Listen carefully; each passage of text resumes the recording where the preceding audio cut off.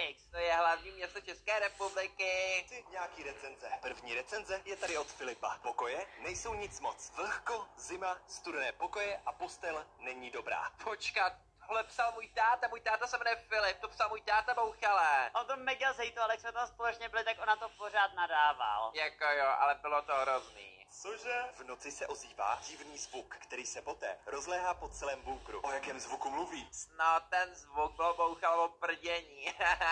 To není vtipný. Nad tady nestraší. Radši jdu na další. A ta je od Bedřicha. Není WC. V protiatomovém bunkru není WC? To si určitě musím prověřit. Je tam WC, že jo, Bouchale? Jako jetrospěla, to byla taková ta díra v zemi, jak si tam musíš čupnout. Jako jo, ale byl tam záchod. No nic, jdeme se podívat dovnitř.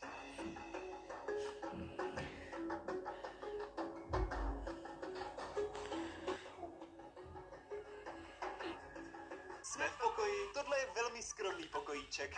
Dá se to. Jdem si radši ukázat room tour. Ještě ale než si uděláme room tour, pravidla. Za prvé musíme udělat room tour. Za druhé musíme udělat toaleta tour. Za třetí musíme postele a celý pokoj zkontrolovat UV lampičkou. Za čtvrté v každém ubytování musíme zkontrolovat teplotu pokoje. A za páté, za poslední, musíme zhodnotit výhled. Tady ovšem žádnej není, takže tohle zatím škrtneme. Jdeme na room tour. Tak tady se vchází do chýše. Ta vypadá nádherně.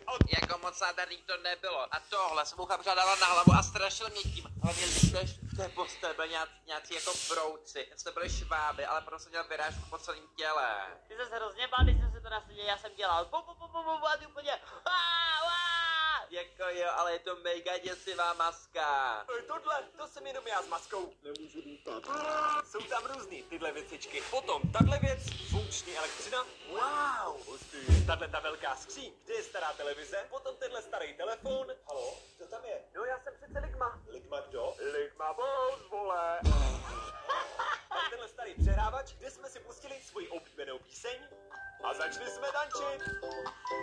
No nic, přesuneme se rovnou do koupelny, která je hnedka tady. Tada! Je tady zrcadlo, v něm je úložný prostor, funkční umyvadlo, nice. Za těmato dveřma, záchod a toaleťák a tady pod plachtou se nachází funkční sprcha. Koukejte na to, má to takovej divný řetěz, kdy za něho zatáhnete, jede voda a je dokonce i teplá, pěkný. Vrátíme se k recenzi od Bedřicha. Není tady WC, tak co je tohle?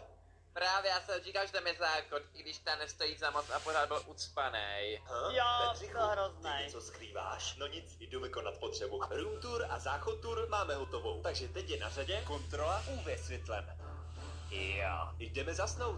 Klik, tu je tma, kámo. Budliky. Ale teď jdeme na dvou.